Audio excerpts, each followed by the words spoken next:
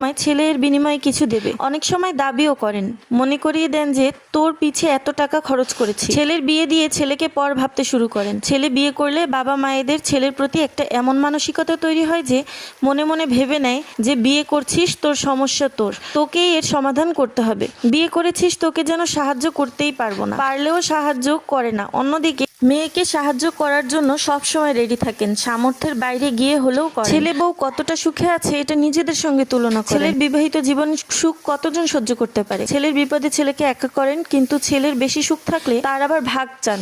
আসলে মেয়ের কাছ থেকে কিছুই আশা করেন না, কোনো দায়িত্ব আরোপ করেন না। তাই মেয়ে যদি 5%ও কিছু দেয়, আপনি ভাবেন মেয়ে আমাদের কথা অনেক ভাবে, আর এদিকে ছেলের উপর 100% দায়িত্ব, অনেক কিছু আশা করেন।